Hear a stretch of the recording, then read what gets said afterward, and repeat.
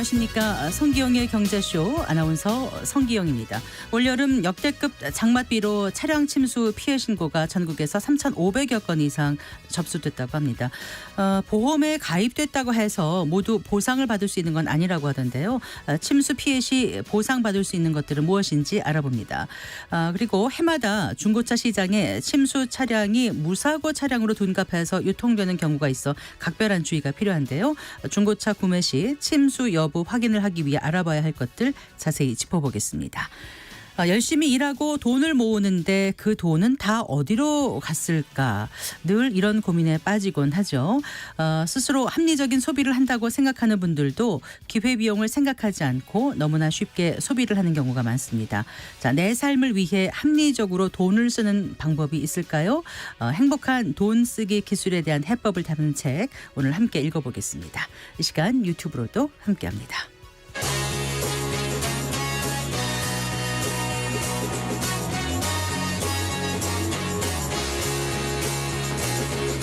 경제 시야를 넓혀드립니다.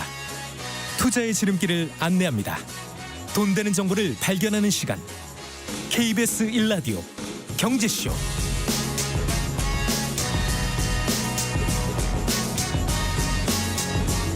네, 오늘의 주요 경제 뉴스부터 정리해드리겠습니다. 경제 뉴스 브리핑 손석우 경제평론가와 함께합니다. 어서 나오십시오. 네, 안녕하십니까. 네. 무주식 상팔자라는 말이 떠오르는. 그러네요. 힘드네요. 네, 네.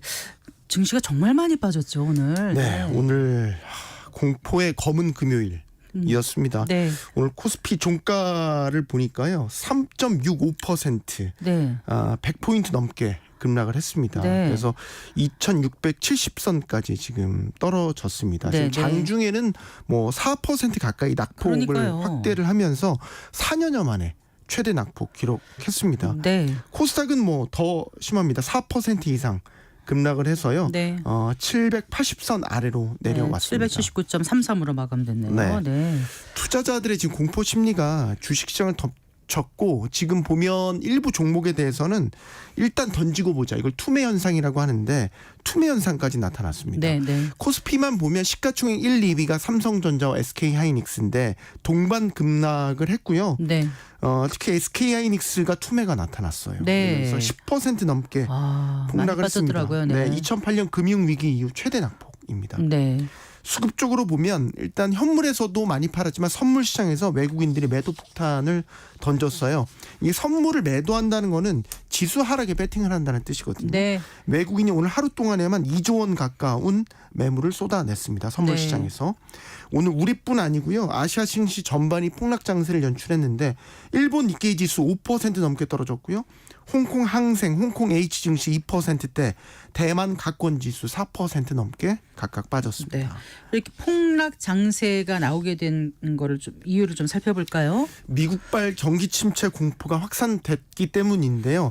전날 이제 미국 뉴욕 증시 3대 지수 모두 큰 폭으로 떨어졌고요. 특히 네. 기술주 중심의 나스닥 지수 2% 이상 급락했습니다. 빌미가 된 게 제조업 지표였습니다. 네, 네. 미국 ISM이 발표한 7월 제조업 구매 관리자 지수 PMI라고 하는데 이게 네, 네. 46.8을 기록을 했거든요. 일단 지수 기준은 50입니다. 50 미만이면 경기가 위축되고 있다, 이런 걸 뜻하는데 네. 시장 예상치가 48.8이었는데 이걸 밑돌았죠. 전월치가 48.5였는데 이 역시도 크게 밑돌았습니다.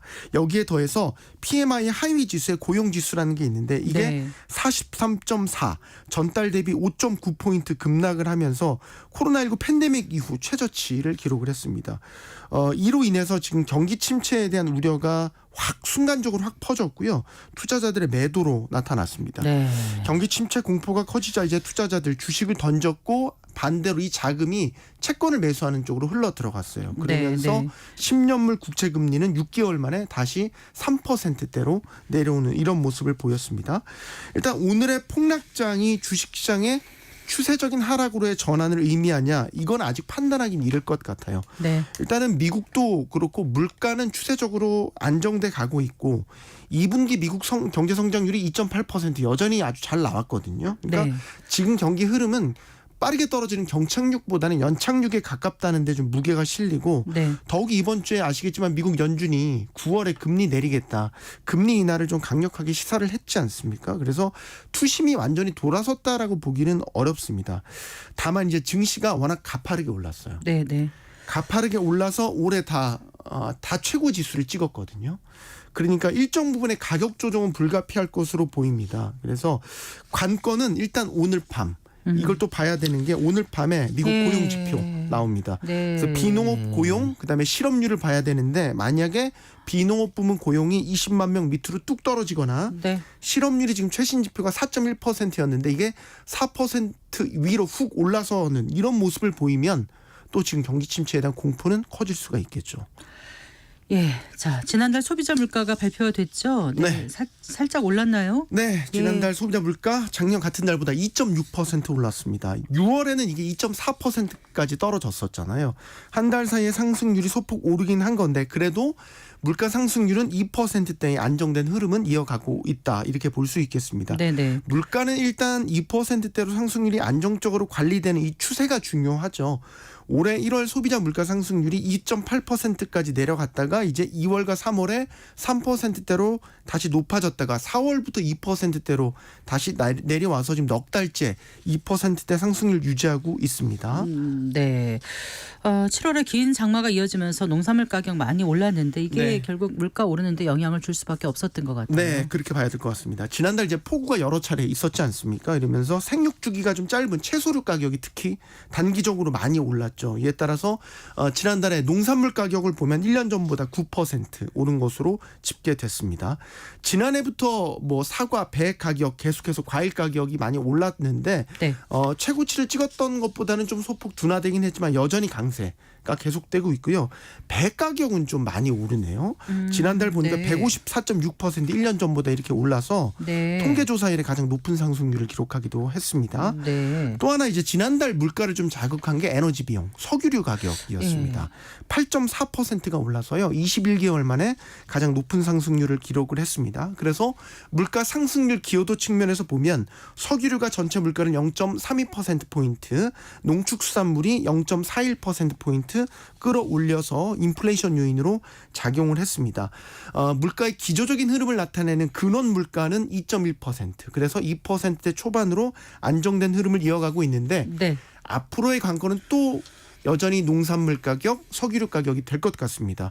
최근에 그 하마스 지도자 피살 사건으로 지금 중동 정세가 다시 또 불안해지고 있거든요. 네네. 이게 또 어떤 국제유가를 튀어오르게 만드는 요인으로 작용할지도 좀 지켜봐야 될 것 같습니다. 네. 그 티몬 위메프가 입점 업체들에게 지급하지 못한 그 미정산 금액 네. 이게 갈수록 커지고 있다면서요. 네, 이게 금융감독원에서 파악한 건데요. 이게 티몬 위메프 판매대가 미정산 규모가 지난달 25일 기준으로는 이제 2,134억 원. 근데 이제 일주일 뒤에 31일 기준으로는 2,745억 원까지 지금 커진 것으로 집계가 됐고요. 이게 이제 5월 미정산 금입니다. 5월 판매분에 해당되는 건데 이제 정산기일이 또 순차적으로 다가오는 6월과 7월 거래분까지 합산이 되면 지금 금융당국에서 추정하는 걸로는 3배 이상, 네. 8천억 원 이상으로 확대될 것으로 전망이 됩니다.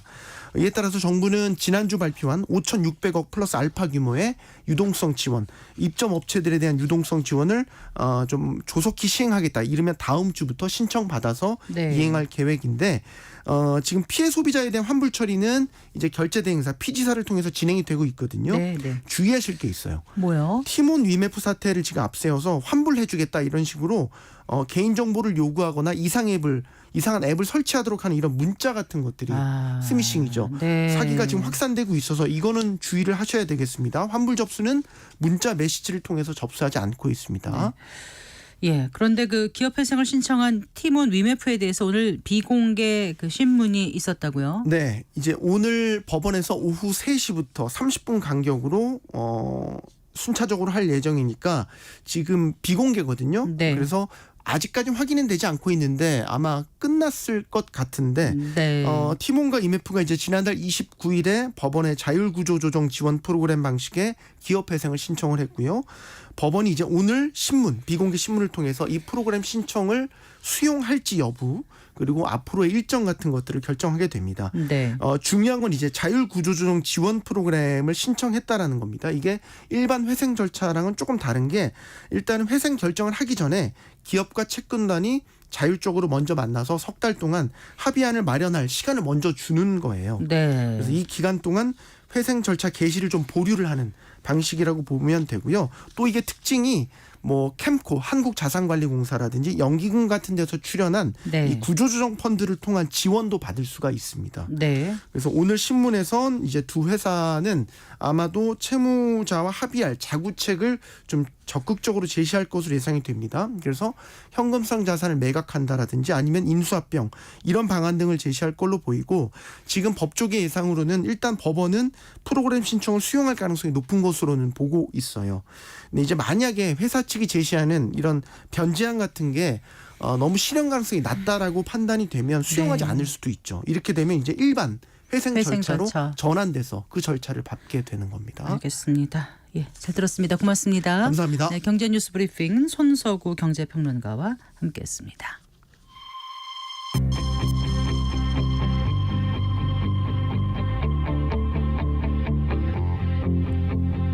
경제 전문가의 원포인트 레슨. 꼭 알아야 할 정보와 이슈를 알기 쉽게 풀어드립니다. 대한민국 경제 고수와 함께 투자의 맥을 짚는 KBS 일라디오 경제쇼. 진행의 성기영 아나운서입니다. 최근 몇 년간 여러 그 중고차 플랫폼이 생겨나고 또 대기업도 중고차 시장에 뛰어들면서 중고차 매매가 투명해지고 있다고는 하지만 여전히 중고차 거래할 때는 좀 조심스럽습니다. 특히 올해처럼 그 역대급 폭우가 내린 후에는 혹시 내가 거래하려는 차가 침수차는 아닌지 그 걱정이 앞서는데요. 침수 여부를 제대로 확인하고 중고차 매매 때 속지 않는 법 자세히 알아보겠습니다. 국민대학교 자동차 운송 디자인학과의 권용주 교수 스튜디오에 모셨습니다. 네, 교수님 안녕하세요. 안녕하세요. 네네. 반갑습니다. 네. 정말 비가 많이 왔었어요. 그렇죠. 네, 그 역대급 장마라는 표현을 써도 과언이 아닐 정도로 이 강수량이 평년에 뭐 1.3배였다고 하던데요. 예, 예. 비가 많이 오면은 네. 특히 그치고 나서 항상 나오는 얘기가 물에 빠진 차 네. 사는 거 아니냐 이런 얘기 나오죠. 올해 보니까 네. 벌써 침수 피해로 접수된 차가 3,525대예요. 아. 근데 사실 이거보다 더 할 때도 있었습니다. 2022년도에는 2만 대가 넘는 차가 침수 피해를 당한 그랬었나요? 적도 있었어요. 네. 이게 이제 뭐 특정 기간에 집중적으로 폭우가 세면 침수차도 같이 늘어나는 경향이 있는 거죠. 네. 자, 그런데 그렇게 이제 자연재해지 않습니까? 네. 비가 많이 와서. 그래서 침수 피해를 입은 경우에 보험 처리가 어떻게 되는지 궁금해요. 대부분 되나요? 어떻습니까? 네, 됩니다. 그 대부분 이제 자기 차량 담보 특약에 돼 있으니까 네. 이게 그게 무슨 얘기냐면은 단독 사고 낼 때 있잖아요. 단독 제가 사고. 운전하다가 나의 실수로 인해서 네. 다른 차를 부딪힌 게 아니라 네. 가로수를 들이받았다. 자동차가 아닌 나머지. 그렇죠. 그리고 나서 이제 자동차 내 차는 손상이 됐겠죠. 네네. 이럴 때 내 처리하는 차의 게 단독 사고. 그렇죠. 자차 네. 보험인데 이 자차 보험에 대부분 다 가입돼 있으면 침수차 보상을 받을 수가 있어요. 네. 근데 이제 궁금한 게 이런 거예요. 많은 분들이 궁금하신 게 그러면 대체 침수가 뭐냐? 침수? 물에 빠진 거. 그 물에 빠졌는데 어디까지 빠져야 내가 근데 보상받을 수 있는 거냐? 막연하게 생각했다가 그렇죠. 자신의 차가 침수가 된 그때부터 이 침수가 어디까지냐를 그렇죠. 따지게 되는 것 같더라고요. 네. 네. 이게 이제 침수가 보험사 약관에 정의가 돼 있어요. 어떻게 해요? 그래서 흐르거나 고인 물, 역류하는 물, 범람하는 물, 그다음에 해수, 바닷물에 자동차가 빠지거나 완전 잠기는 것. 네. 이걸 포함하는 게 이제 침수인데 네. 다만 침수가 아니라고 판정될 때도 있습니다. 이게 무슨 얘기냐면 네. 지금 비가 많이 와요. 네. 비가 많이 오는데 운전자가 실수로 네. 썬루프를 개방해 놨어요.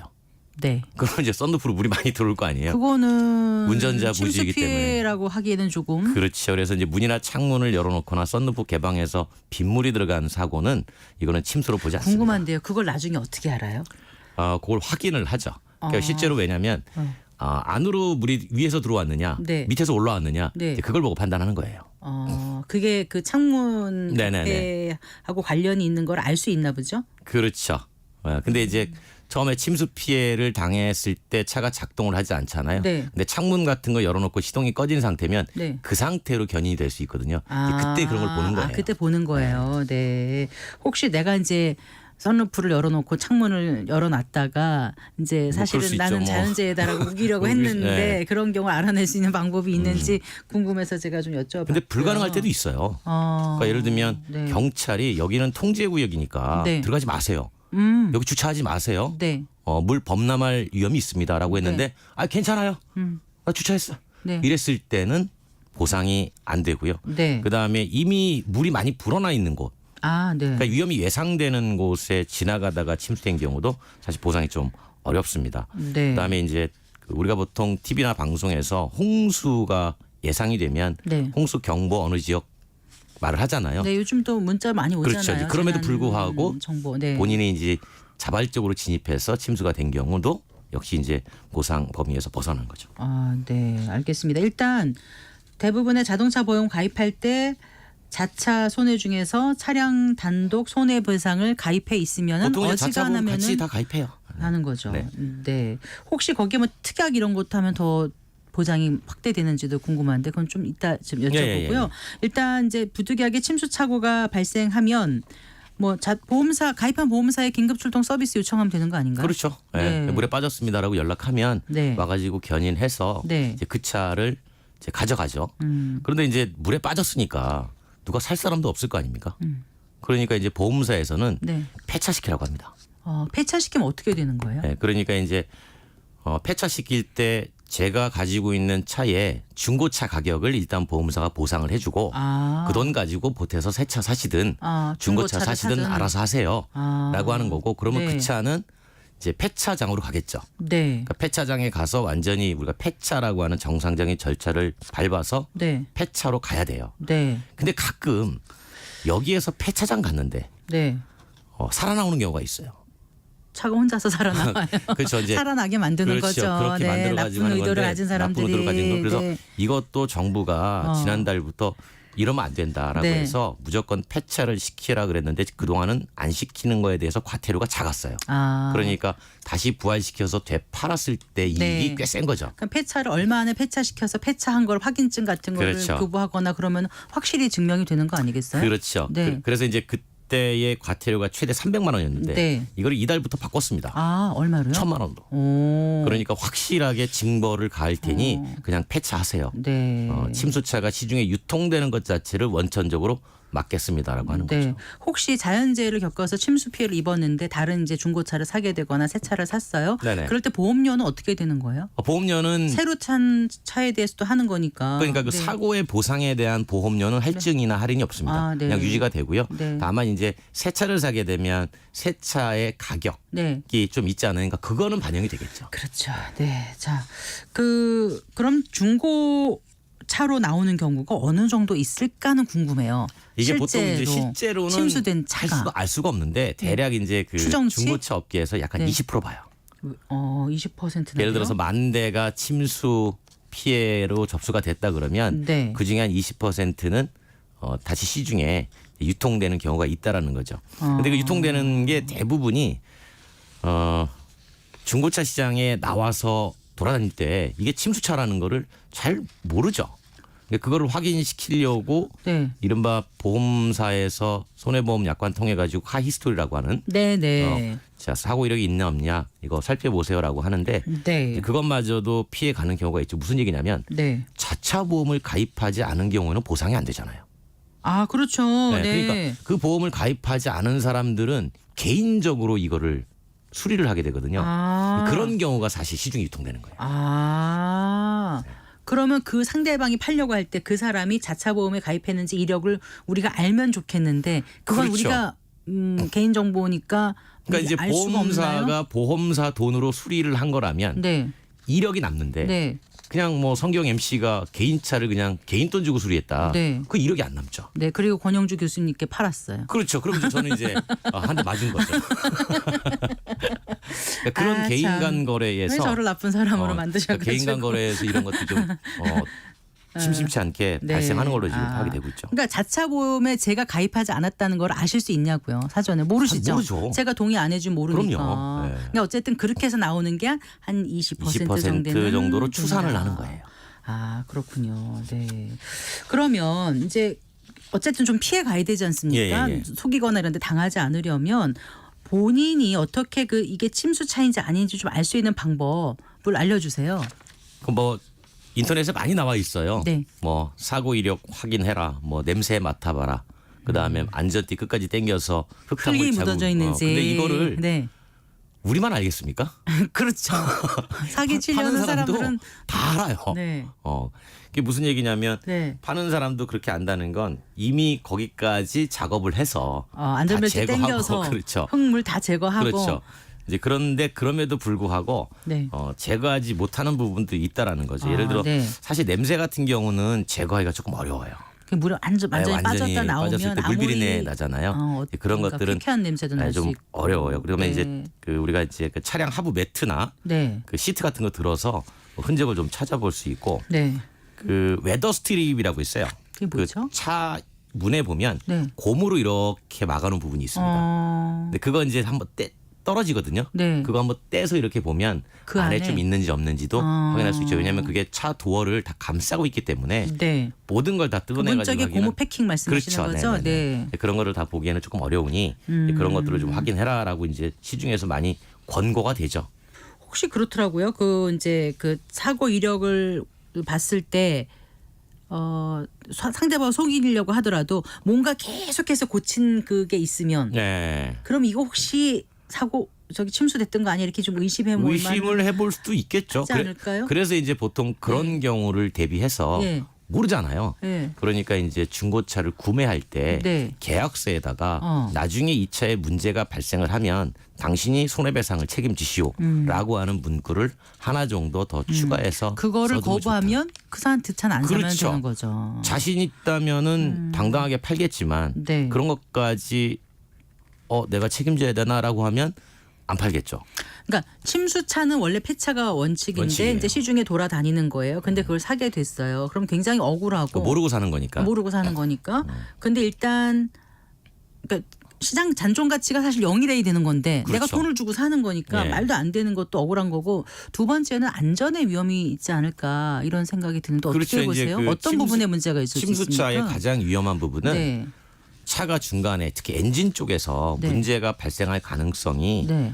상대적으로 올라간다는 거예요. 그 엔진이 멈춘다라는 건 네. 자동차에 가다가 서는 걸 말하잖아요. 네, 네. 근데 고속도로에서 갑자기 섰다 그러면 네. 얼마나 근데 위험하겠어요. 물에 빠졌다가 나왔다고 해서 엔진에 어떻게 이상이 생기는지 저는 기계공학적으로 모르니까. 그러니까 네. 한번 뜯어가지고 수리를 다 했어도 네. 수분이나 습기가 완벽하게 제거되지 않는다는 거죠. 우리가 눈에 보이지 않는 틈새 조목조목에는 다 사람이 제거하기 어렵다는 거예요. 그런데 선풍기나 드라이어로 막 말리면서 하지 않을까요? 뭐 그렇긴 한데 네. 아주 그 자동차 안에 보면 미세한 틈들이 대단히 많아요.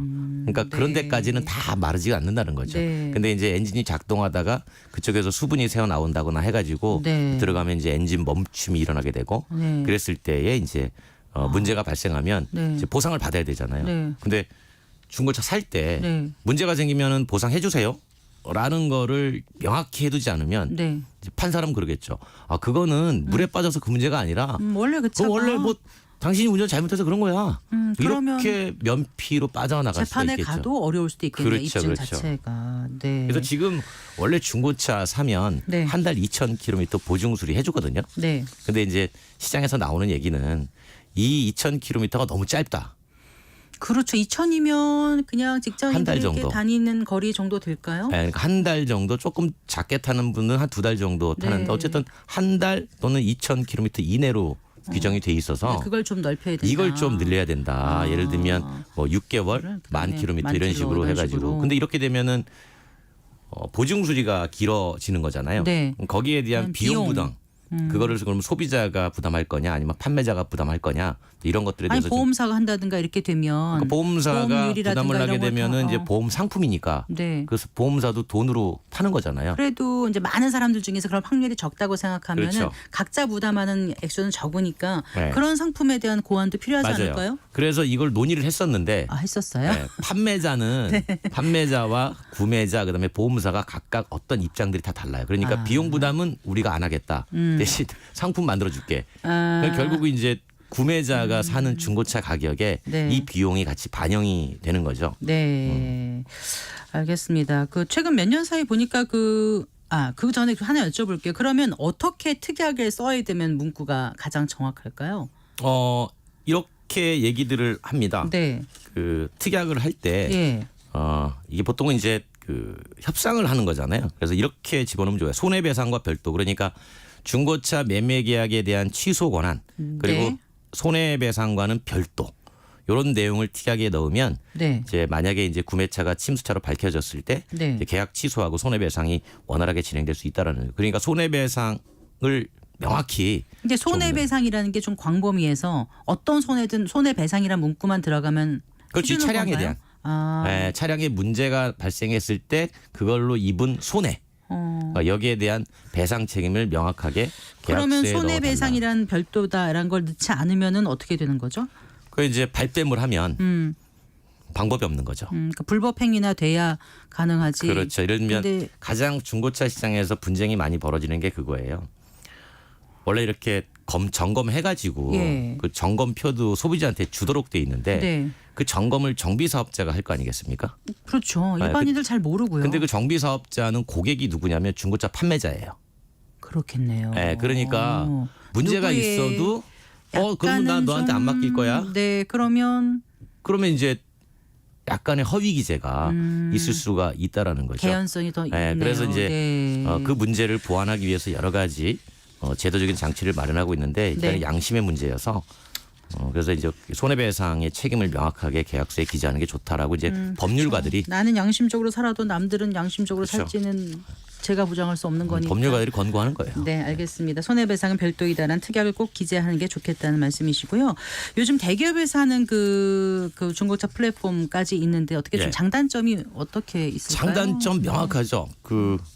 아마 많은 분들이 공감하실 텐데 백화점, 할인점, 네. 동네 슈퍼 다 다르죠. 특성이 있잖아요. 네. 똑같은 물건인데 백화점에서 파는 건 비싸요. 대신 뭔가 서비스를 잘 해준다거나 문제가 있을 때 좀 네. 좋게 환불해 준다든가 네. 그 차이입니다. 그러니까 동일한 제품을 어디에서 사냐는 백화점, 할인점이 가격이 다르듯이 네. 대기업에서 하는 인증중고차는 가격은 비쌉니다.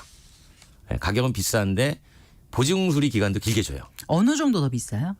보통 한 15% 정도 더 비싸요. 그런데 네. 이제 우리가 좀 전에 말씀드린 것처럼 보통 중고차는 한 달 2,000km 이내에 보증수리 준다고 그랬잖아요. 제도적으로. 근데 대기업은 뭐 6개월 그래요. 네, 이미 또는 그렇게 하고 있어요. 1년 아. 이렇게 보증수리 주니까 네. 이제 안심을 하게 되는 거죠. 네. 근데 그 안심하는 만큼 비용은 더 지불을 해야 되는 거죠. 본인의 선택이겠네요. 그렇죠. 네. 자, 개인 거래할 때는 그럼 어떤 걸 조금 더 살펴봐야 될까요? 개인 거래할 때는 네. 사실은 주의를 많이 하셔야 돼요.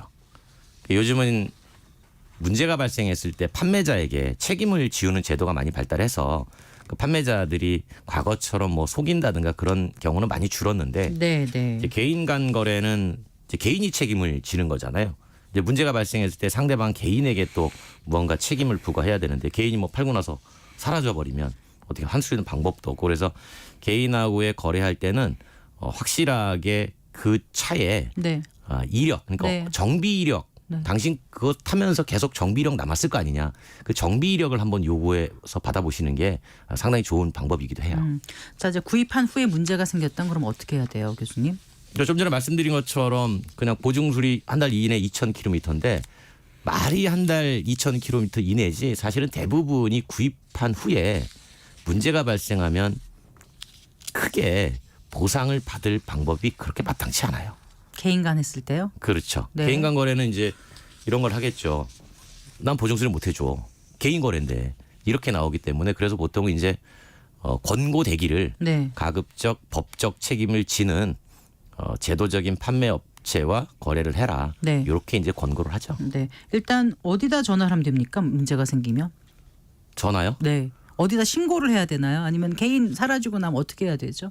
개인이 사라지는 건 뭐 어떻게 경찰에 신고해야죠. 경찰에 신고하고 뭐 소비자 상담센터 이런 것도 있나요? 네. 할 수는 있는데 그러니까 이제 예를 들면 중고차를 판매 업체를 통해서 샀다고 하면 그 판매 업체에다가 연락을 하면 되죠. 예, 그 중고차도 트렌드가 있다면서요. 있어요. 예, 어떻습니까 요즘은요? 올해 상반기 1분기 정도의 트렌드를 좀 봤더니 관심은 네. 고급차에 엄청나게 몰려 있어요. 관심은. 네, 관심은. 그런데 실제 실제로? 거래는 네. 중소형 실속 있는 저가의 차에 집중돼 있습니다. 뭐 생각과 현실은 다를 수 있으니까. 네, 그래가지고 이제 아무래도 첫 차로 사회 초년생은 이제 중고차를 많이 사잖아요. 네. 30대가 상당히 비중이 높고 기혼자는 이제 SUV를 많이 고려하는 거고요. 네. 그러니까 이제 상반기 중고차 키워드를 봤더니 일단 가성비, 네. SUV 이렇게 이제 모아졌어요. 그리고 하이브리드 전기차 같은 경우도 네. 이제 중고로 좀 관심이 좀 많은데 이제 흥미로운 건 아까 말씀하신 것처럼 그거예요. 가장 중고차 시장에 올라왔을 때 대기 일수가 적은 차가 네. 뭘까? 뭐. 역시 경차예요. 그래요. 네, 경차는 예를 들어 누군가 팔았다? 그러면 이제 판매자가 매입을 해왔잖아요. 네. 보름이면 네. 차 나갑니다. 그래요? 네, 회전이 빠르다는 저도 거죠. 마음에 두고 있는 게 하나 있습니다. 이게 네. 잘 보이는 게 있더라고요. 타기 그렇죠. 그래서 편하고. 이제 네. 그런 거고 아무래도 이제 늘 관심은 고급차. 네. 그러나 현실은 네. 중형 또는 소형 SUV. 잘 모르면 차에 대해 잘 아는 분하고 같이 가서 도움 하면은 되죠. 좀 도움이 되겠죠. 네, 도움됩니다. 네. 네. 말씀 중에 그 하이브리드 전기차에도 관심이 있는 것 같다고 하셨는데 네.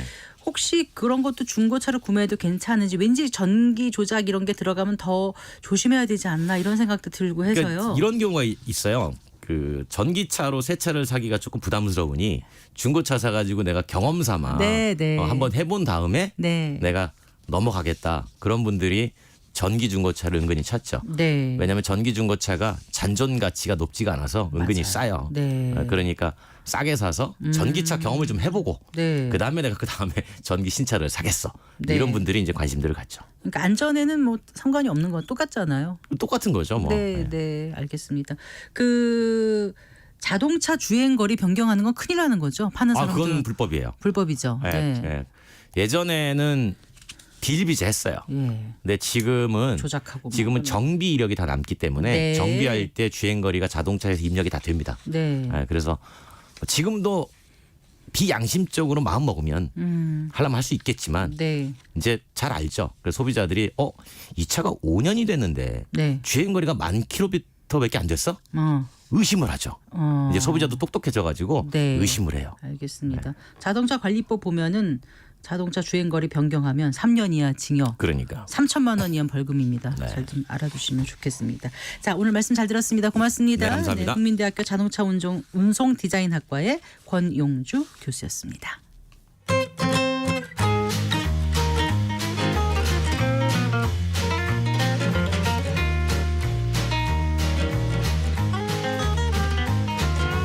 경제 맛집 투자 핫플.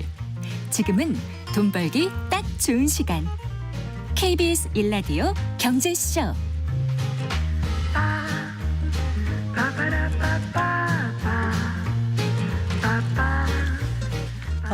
4시 38분입니다. 여러분의 삶에서 돈은 무엇입니까? 열심히 일하고 돈을 벌기는 버는데 왜 매일 이렇게 돈 때문에 허덕이게 될까요? 조금 덜 벌어도 더 여유롭게 사는 방법은 없을까요? 뭐 이런 많은 생각을 돈에 관해서 하게 되는데요. 자, 오늘은 합리적인 소비, 돈 쓰기의 기술에 대한 답을 찾아보는 책을 함께 읽어보겠습니다. 댄 에리엘리 부의 감각입니다. 미래에셋 투자와 연금센터 이상권 센터장이 들고 오셨어요. 안녕하세요. 예, 반갑습니다. 네. 이 댄 에리얼리 하면은 뭐 워낙 유명한 분이잖아요. 예. 그래도 저자에 대해서 한 번 더 소개해 주시면 감사하겠습니다. 예, 지금 말씀하신 것처럼 그 미국 듀크 대학에 그 경제학과 교수로 있고 행동 경제학에 대한 세계적인 권위자인데 국내도 굉장히 인기가 있어가지고 네. 제가 검색을 해봤더니 한 8권 정도가 번역이 되어 있더라고요. 그 상식밖에 경제요? 네, 그 책이 제일 유명하죠. 네. 근데 전 상식밖에 경제학보다도 이 책이 의외로 더 좋았어요. 예, 더 그러셨어요. 좋았고 네. 사실 댄 에리엘리 교수를 설명할 때 굉장히 유명한 게 이 사람이 그 심리학으로 시작했는데 심리학을 공부하게 된 계기가 굉장히 재밌습니다. 재밌다고 얘기를 해야 되나? 그 자기 경험 속에서 이제 하게 된 건데 고등학교 때 실험을 하다가 전신 70% 70도의 화상을 입어가지고 얼굴 전발 정도가 이제 화상이고 엄청 고통스러웠겠네요. 그러니까 3년간 이제 병원 치료를 받았어요. 네. 그래서 이제 그 동영상이나 사진 같은 거 보게 되면 이분의 얼굴의 반쪽에 이제 수염이 안 나죠. 옛날 화상을 당해서. 그래서 이제 화상 치료를 받다 보면 거즈를 붙였다 뗐다 해야 되잖아요. 그래서 이제 거기서 이제 간호사들과 이견이 있었던 거예요. 간호사들은 아픈 거는 짧게 아픈 게 낫다. 확 뛰어야 된다. 빨리 뛰어야 된다. 네. 그다음에 댄 에리엘리 교수 내가 경험해 보니까 그렇지 않다. 천천히 떼는 것이 덜 고통스럽다. 그래서 와서 논쟁을 하는데 센터장님 어느 쪽 택하시겠어요? 물론 그런 경우를 상정하고 싶지는 않지만. 저는 뭐 답을 알고 있으니까 답을 알고 있으니까 그런데 네, 천천히 떼는 게 덜 아픈가요? 예 그렇게 간호사들은 그렇지 한 번에 않다고 푹 떼라. 그랬는데 네. 결국은 더 천천히 떼는 것이 덜 아프다라는 것 자체를 덜 아프다. 예 나중에 댄 에리엘리 교수가 심리학적으로 검증을 하죠. 학문적으로 입증을 했다고요? 그래서 저희가 이런 경험 때문에 네. 똑같은 것에 대해서 왜 인간들은 다르게 생각하고 다르게 반응하는지를 자기가 화상 치료를 3년간 받으면서 고등학교 때 네. 그 간호사들이라든가 자기가 생각이 다르지 않았습니까? 그래서 내가 심리학을 공부를 하게 되고 네. 그걸 계기로 해서 뭐 심리학 박사도 있고 이 사람이 경영학 박사도 있고 학위를 5개나 7개를 딴 사람으로 꽤 유명하거든요. 그렇군요. 네. 그래서 이제 왜 그러냐면 인간이 느끼는 통증은 네. 지속 기간이 아니라 강도가 더 중요하다. 한 번 느끼는 강도가 훨씬 더 통증의 삶에 대한 느끼는 더 강하기 때문에 네.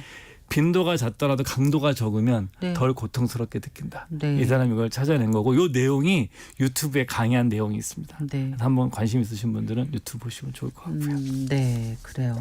자, 부의 감각이거든요. 예. 자, 부에 대해서 어떻게 바라보고 접근해야 될지 그런 책일 것 같아요. 예. 근데 지금 이제 심리학적으로 접근했다 보니까 일단 우리 인간이란 존재가 예.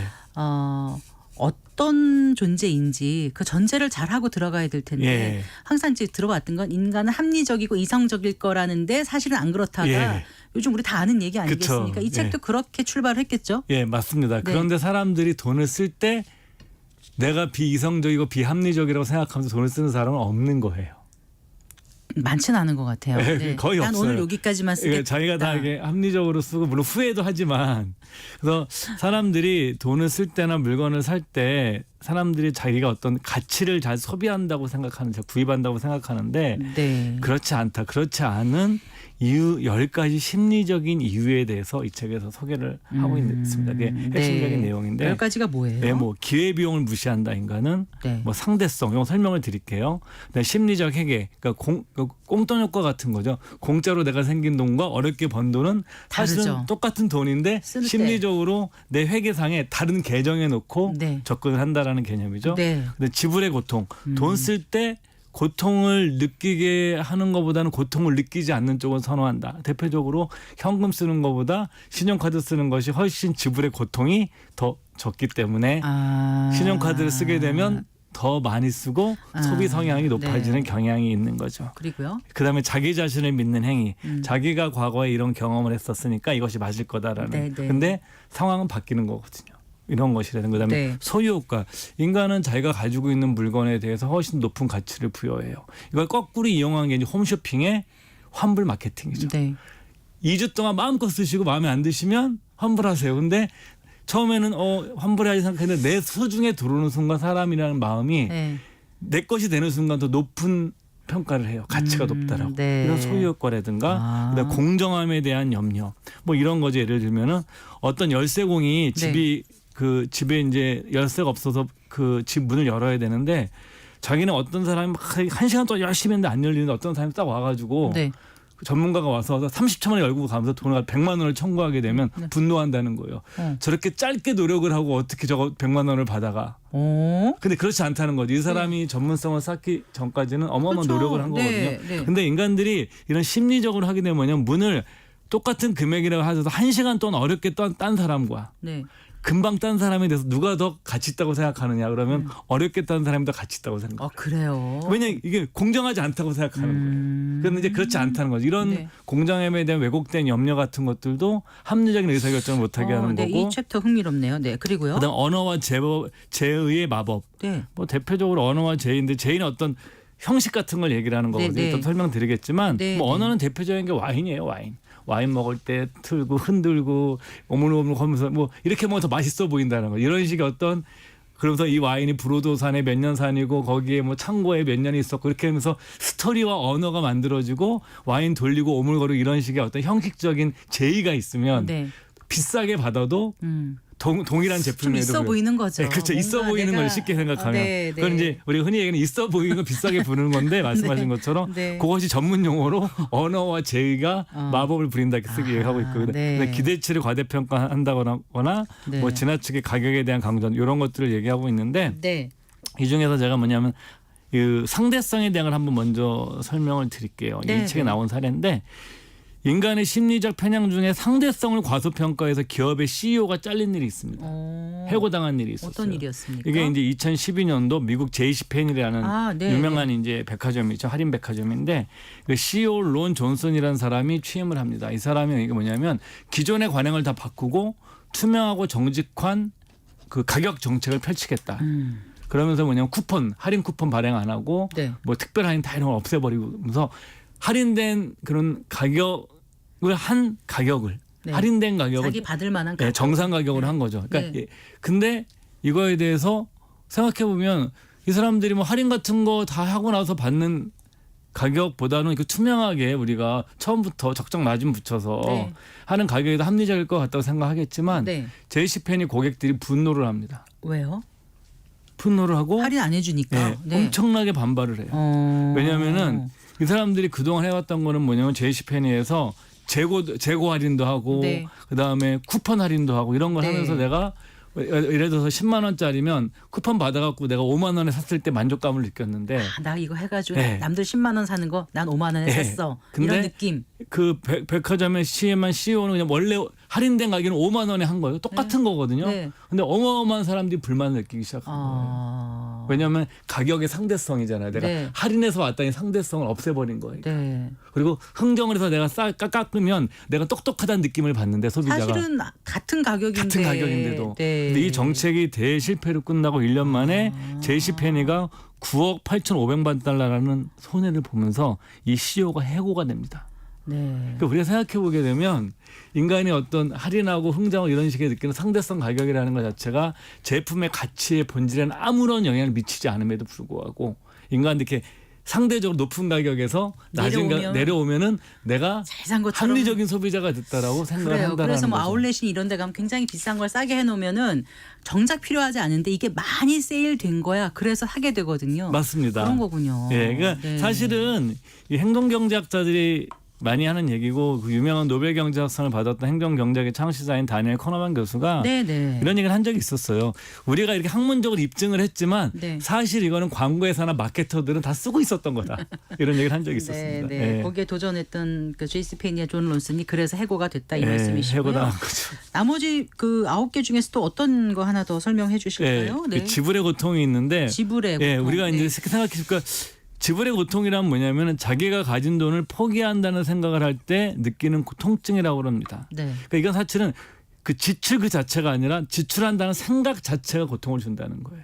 개념이. 그러니까 직접 쓰고 나서 그러니까 내가 내 돈이 줄어든다라는 느낌의 그 생각만으로도 고통을 느낀다는 그래서요? 거죠. 그러니까 대표적으로 우리가 이제 현불, 선불, 후불을 한번 비교해 보면 돼요. 현불, 선불, 선불, 후불. 현불, 그러니까 선불은 미리 내는 거, 현불은 내가 돈 내고 그냥 사는 거, 네. 후불은 신용카드 같은 거. 나중에 내는 네, 거죠. 네. 먼저 선불. 그러니까 선불은 소비하기 전에 미리 대가를 지불하는 거잖아요. 네. 그러니까 이건 어떻게 하냐면 이것의 선불의 가장 큰 장점은 뭐냐면 내가 정작 물건을 소비할 때는 고통을 안 느끼는 거예요. 돈이 안 나가니까. 시차가 있잖아요. 네. 그래서 뭐냐면 우리가 이런 거를 이용한 비즈니스가 쿠팡이라든가 아마존 프라임 같은 데서 선불 그래서 받고 하게 되면은 내가 그 다음에 추가로 막 사는 건 고통을 안 느낀다라는 거죠. 네. 그래서 뭐냐면 또 선불이 좋은 게 여행 같은 거 가실 때 네. 뭐냐면 기념식 같은 거 할 때 미리 선불해 놓고 가게 되면 이때는 목돈 나가는 게 미리 내놨기 때문에 정작 내 그 행사 때 여행 가서는 돈에 대한 고통을 안 느끼는 사실 거죠. 낸 건 똑같아도 참 그렇군요. 인간이 그렇다는 거죠. 네. 현불은요? 현불은 이게 가장 고통스러운 거예요. 그래요? 네. 그래서 현금 내가 직접 나가게 되면 그래서 현금으로 쓰게 되면 장점이 한 가지가 있죠. 고통을 느끼는 대신에 어느 이상 못 과소비가 쓰죠. 안 이루어지죠. 없으니까. 네, 돈이. 내가 쓰고 나서 줄어들면 이게 싫으니까 네. 소비를 안 하게 됩니다. 그래서 네. 사실은 행동과학자들이 가장 권하는 합리적인 소비 방법은 신용카드도 아니고 대부분은 물론 선불도 일부 장점이 있긴 하지만 가장 좋은 방법은 현금을 쓰는 거 현불로 아니면 체크카드 쓰는 거. 맞아요. 체크카드 현불이니까. 네, 네. 예, 그런 얘기를 하고 그래요. 있는 거죠. 네. 그래서 지불의 고통이 제일 큰 현물을 하는 게 사실은 가장 합리적인 거다. 예. 네. 또 어떤 게 있습니까? 100%는 아니지만 아, 네. 그다음에 이제 아까 잠시 말씀드렸던 언어와 제2의 마법이라는 건데요. 이런 거죠. 그러니까 어떤 언어적 표현은 어떤 사람의 노력이나 네. 어떤 물건의 가치를 만들어내는 능력이 있는 거예요. 이제 스토리텔링이라고 표현하는 건데 그건 이제 그렇게 표현한 건데 또 어떤 특별한 용어를 자주 쓰면서 이 사람이 설명을 하게 되면 그 사람의 전문성을 우리가 비싸게 주고 사게끔 할 수 있는 계기가 되는 네. 거예요. 뭐 예를 들어서 이 책에 나온 사례인데 동일한 어떤 일본식 초밥 같은 겁니다. 네. 재료도 똑같은데 하나는 그냥 도시락으로 그냥 배달이 됐고 하나는 셰프가 와가지고 이건 자연산 광해 남해 청정 지역에 있는 해초로 뭘 해가지고 소스는 어떤 거를 맛뿌려서 만든 음식이라고 설명을 하고 그리고 드실 때는 순서를 정해줘서 이런 절차를 밟아서 하시게 되면 사이에 무슨 샤베트를 먹어서 입 가시고 자꾸 막 얘기를 하는 그게 거예요. 이제 제이죠. 우리가 어떤 네.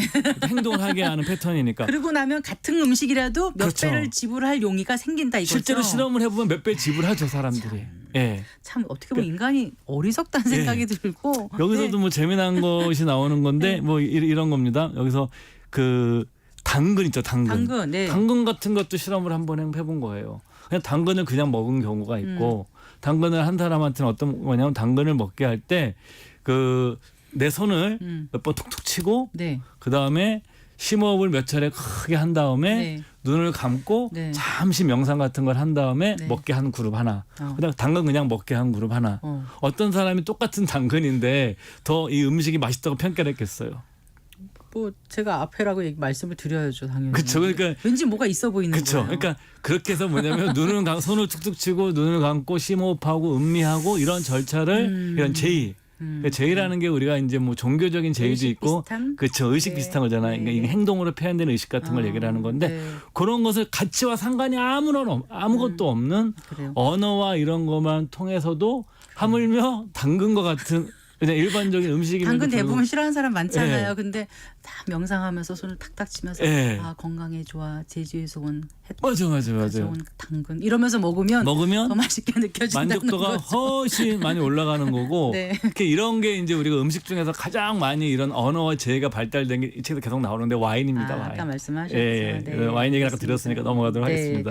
그래서 이제 소비를 어떻게 하느냐, 얼마나 사람들이 비이성적이고 비합리적으로 소비를 하느냐 예. 지금 얘기를 하신 거잖아요. 근데 이 책을 통해서 우리가 좀 저축이라든가 투자에 관해서 도움을 얻을 만한 대목이 있으면 끝으로 좀 소개해 주세요. 두 가지 개념이 나오는데 손실회피 성향 이거는 굉장히 유명한 개념입니다. 네. 우리가 이제 사람들이 또 동일한 그러니까 절대값은 똑같은 거거든요. 우리가 뭐 어렸을 때 수학을 배우면 중학교 때 플러스 10과 마이너스 10은 절대값은 똑같은 강도 똑같은 거거든요. 네. 그런데 손실에 대해서는 플러스 10%보다 마이너스 10%는 2배 내지 3배 정도의 강도로 느낀다는 오늘 거죠. 코스피가 100 이상 빠졌지 예, 그렇죠. 않습니까? 이런 날 그 고통은 훨씬 더 100을 올라갈 때 하고 보다 훨씬 큰 거죠. 맞습니다. 오늘 아마 식욕 잃으신 분들 많으실 거예요. 예, 저도 네. 이렇게 강도를 많이 당하고 왔는데 오늘 예를 들게 되면 그러다 보니까 이것을 이제 그 노벨 경제학상 받았던 리처드 세일러 교수와 뭐 네. 심리학자로 유명한 그 슐로모 베나치라고 리스크에 대한 연구로 굉장히 네, 유명한 네. 심리학자 분이 계신데 이들이 연구한 거를 보게 되면 되게 간단한 거예요. 시장을 단기적으로 보게 되면 손실의 고통에 더 느끼는 게 높다라는 거예요. 장기적으로 보면 우상향을 하기 때문에 네. 그래서 뭐냐면 우리가 이런 자꾸 목적의식적으로 내가 시장의 주가를 바라보는 프레임을 네. 자꾸 장기로 늘려놔야 된다라는 거예요. 이것만으로도 고통을 많이 줄일 수 있다라는 오늘 거예요. 이 말씀만으로도 예. 많은 위로를 받으시는 예. 분들이 계실 것 같아요. 그렇죠. 오늘 내일 그 등락에 너무 일희일비하지 말고 좀 장기적으로 보자. 그리고 또 하나 네. 중요한 건데 많은 분들이 뭐냐면 이렇게 네. 주가가 오르면은 상승한 종목이 하락한 종목이 있으면 이렇게 막 어려울 때요. 어떤 걸 파느냐? 네. 상승한 걸 파세요. 왜? 손실이 싫으니까. 확정짓기가. 근데 파셔야 될 거면 여러분도 명심하셔야 하락한 될 걸 거는 팔아야 했고. 모든 연구 결과가 만장일치 아니라 90% 정도의 연구 결과는 네. 손실난 걸 파셔야 됩니다. 알겠습니다. 더 궁금하신 분들은 댄 에리얼리 부의 감각 읽어보시면 되겠습니다. 수고 많으셨습니다. 고맙습니다. 네, 감사합니다. 미래에셋 투자와 연금센터 이상건 센터장과 함께했습니다. 성기영의 경제쇼 오늘 순서 여기까지입니다. 주말 잘 보내시고요. 저는 다음 주 월요일 오후 4시 5분에 여러분 다시 찾아뵙겠습니다. 아나운서 성기영이었습니다. 고맙습니다.